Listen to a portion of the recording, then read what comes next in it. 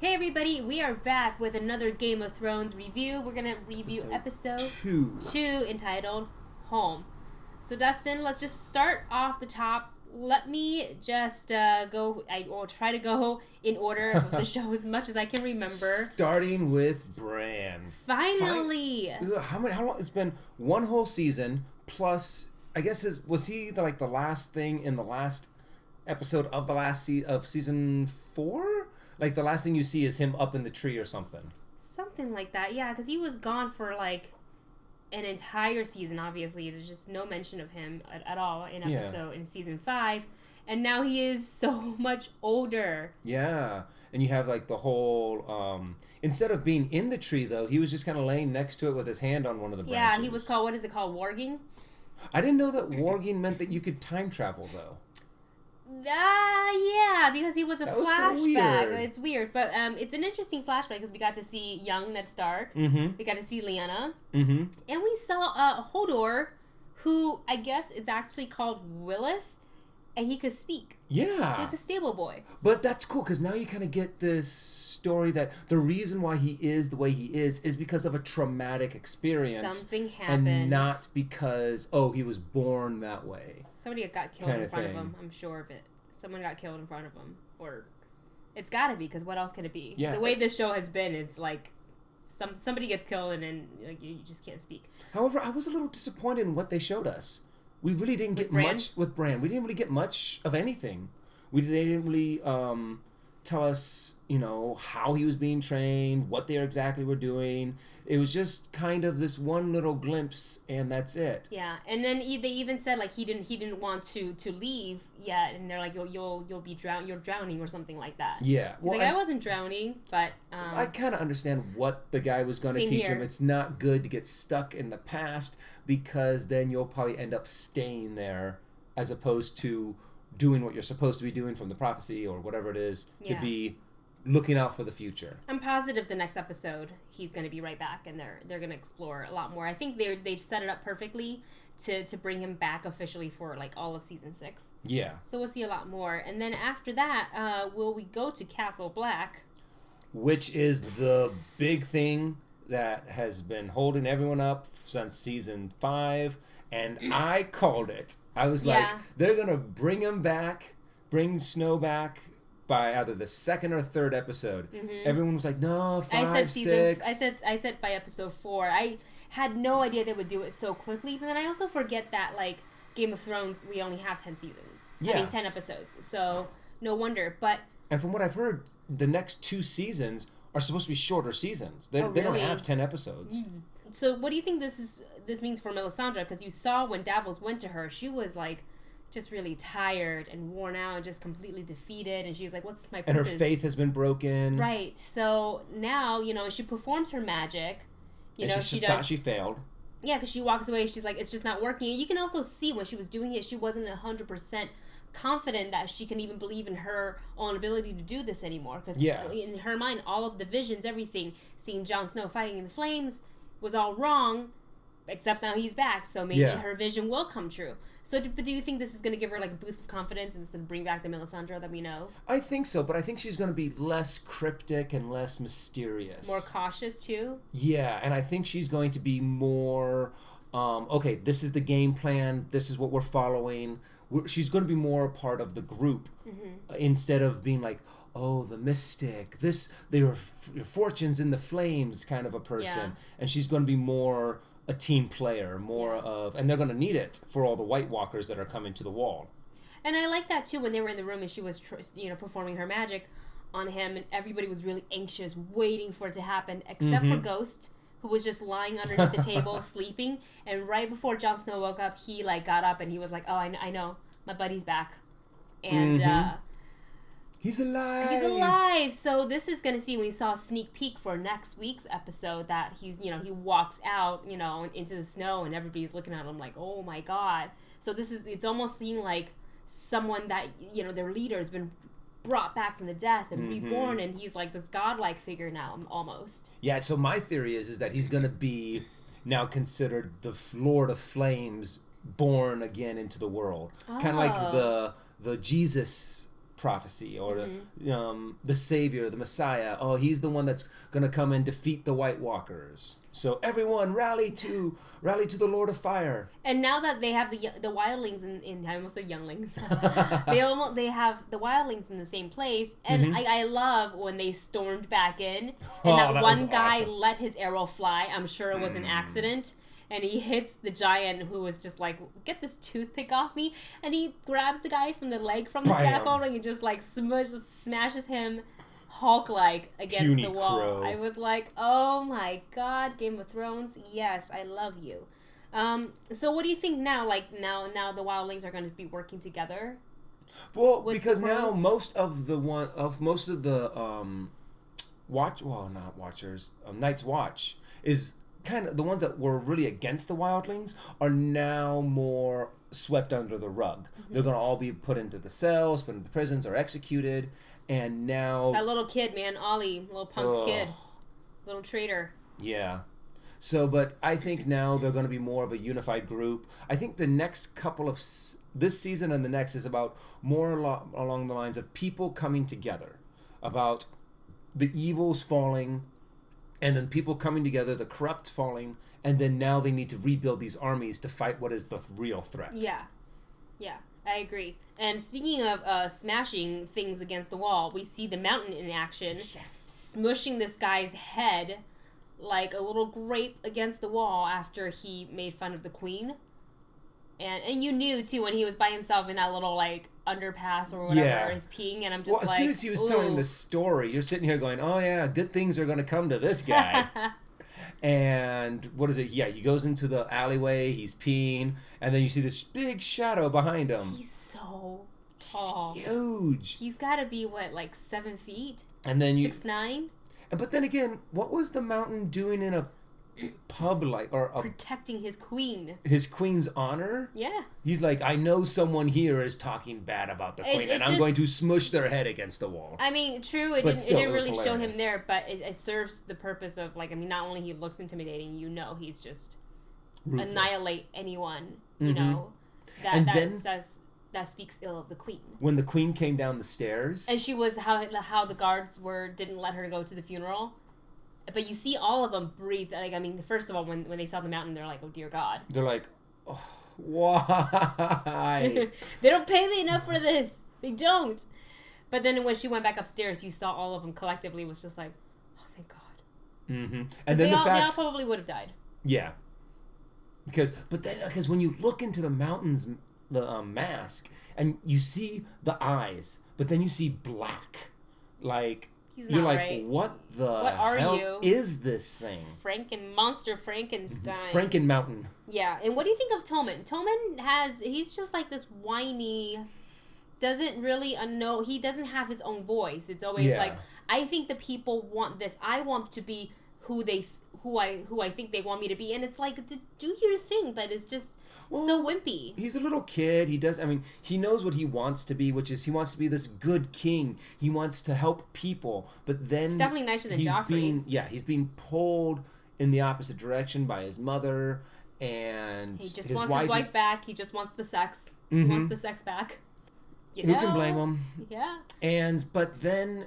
Now he's also having this, because I wasn't ruthless, all these bad things happened. So I'm not going to not be ruthless. I think he's going to become he's going to completely fall on the other side of the fence and just be this completely ruthless. And now that his mom is now in control of him again, and he doesn't have, what's his wife's name? Marjorie there to gentle kind of person. I don't know. So I think he's going to turn evil. I mean, like, super evil. I think he's going to lead an army into the what are they called? The Sparrow? Oh, yeah. And he's going to get his wife out. Because they refuse to let him even see her. Yeah. Like, not until she confesses. It's like, he's like, I'm the king. Shouldn't what I say matter? That's where he's coming from. So I think he'll be convinced, maybe by Jaime, to even just get to that point. All right, so then let's move on to, we're going to go to Mirren. And my favorite part, I think, because it's Peter Dinklage and it's Tyrion and we don't dragons. see enough of him. He's got the best lines, man, because it opens with like, "Hey, man, if I lost my cock, I drink all the time too." And then what's funny is that he's the only one there with a cock. Oh, true that. Everyone true else that. had lost theirs. True that. He's like, "Well, you tell dwarf jokes, I tell eunuch jokes." Eunuch jokes, yeah, exactly. And he goes, "I don't tell dwarf jokes, yes, but you think them." Yes. And finally, we finally get to hear the line, "I drink and I know things." Oh, that's the best line, no matter how many times we've heard it in, like, you know, a snippet and a commercial. Like, it still has just as much impact. It's great. I was laughing the whole time. And, like... Something that they've played down throughout this entire show, though, is Tyrion's love for dragons. They've hinted at it here and there, but I know in the books, people have been saying that Tyrion is like a fanatic about dragons. And I love the scene where he goes down and frees the dragons. It shows that he is not just...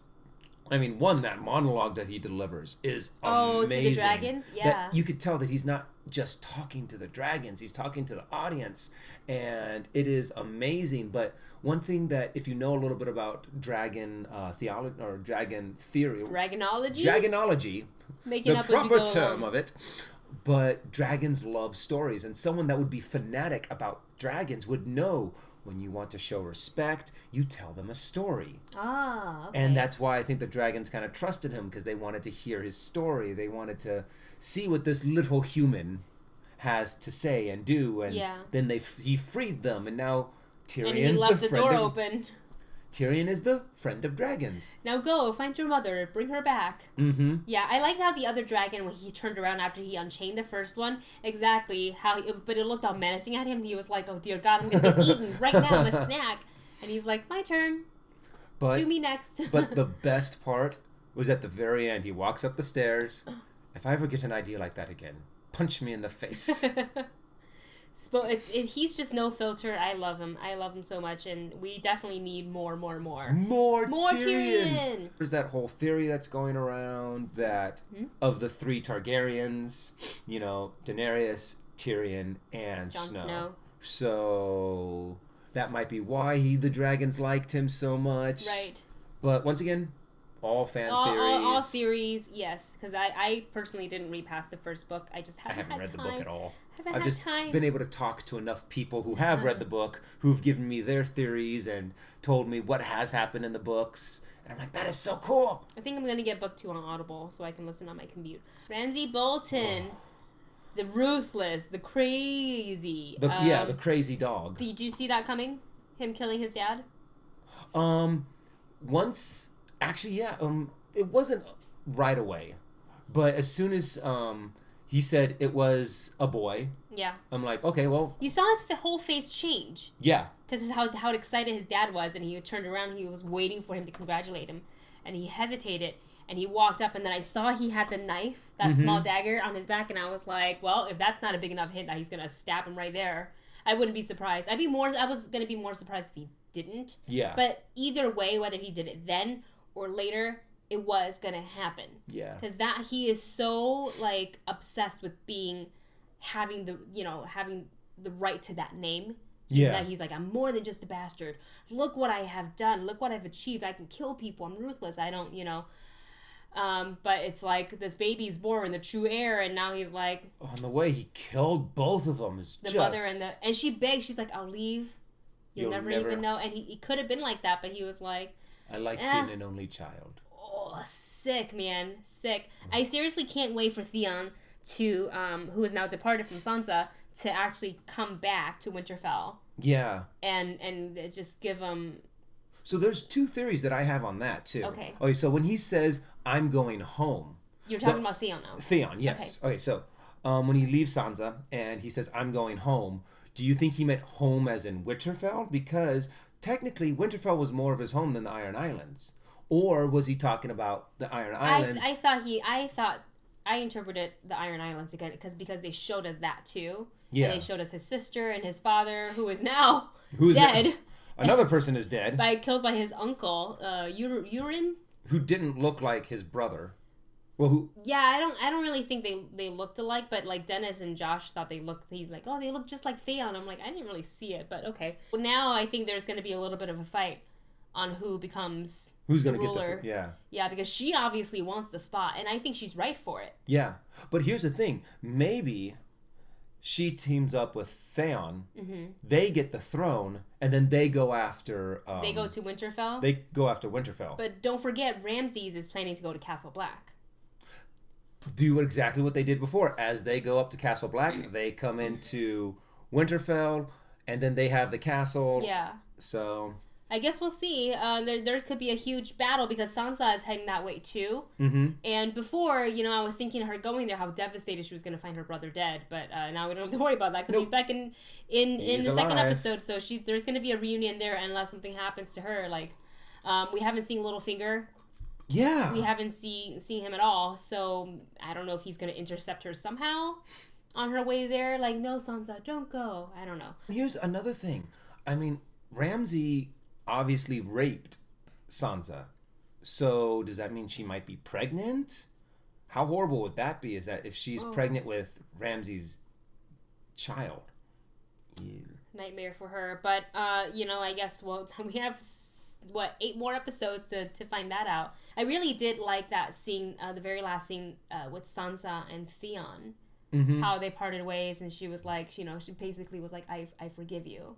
But he was like, no, I need to, like, I cannot be forgiven. Like, I need to atone for what I've done. And then he went through all the things that he did.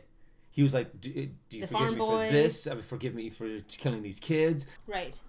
I mean, he's, he knows doesn't forgive himself. No, and I think that's the most important, and I think that's why he's either going to go back and try to get his army and then go and off Ramsay. Maybe, I don't know, maybe he shows up at Castle Black last minute. If there is a big battle, I'm completely throwing theories out there, a super wild theory, so I'm probably is 100% wrong, but I like theories, they're fun. So if Ramses get to Castle Black before Theon can head them off, and like Theon can kind of be like the saving grace that comes in and just kind of like overtakes Ramses. But I don't know. We'll see. What are you looking forward to in the next episode? Everything. Oh my gosh. Well, one, I want to see more of the dragons and Tyrion. I want to see Tyrion riding a dragon. Oh, that'd be so cool. How awesome would that be? More of Snow and seeing how people react to him. And I really want to see how Melisandre, if she's going to get her mojo back. And gets her mojo back and starts working more with Snow. Yeah. Those are the 2 areas that I'm really looking forward to. And I want to know a little bit more about Bran. For me, I think obviously Jon Snow, and I'm curious as to see if the dragons will go and save and find Daenerys. Yeah. That's what I'm curious about. And here's the thing. Does just the 2 dragons go after Daenerys, or do they get the 3rd one, the black one, and all 3 of them, and you see this huge battle with the 3 dragons? Maybe. I mean, I don't know if it's too soon because the last season, that's how it ended. Yeah. With the dragon coming in. But I love the dragons, so I would not mind seeing more of them in future episodes coming up. And I want more Tyrion too. He's phenomenal, and they have not used him as much as I would have liked so far. But it's only episode 2, so we're going to get more for sure. All right, guys, that's it for us and our review of episode 2 of Game of Thrones. Catch us here next week for more videos. Don't forget to thumbs up, subscribe, all of that good stuff. Comment below on your theories, since we like theories, or learn something we didn't know that we got wrong. And that's it. So for me and Dustin, we'll see you next time.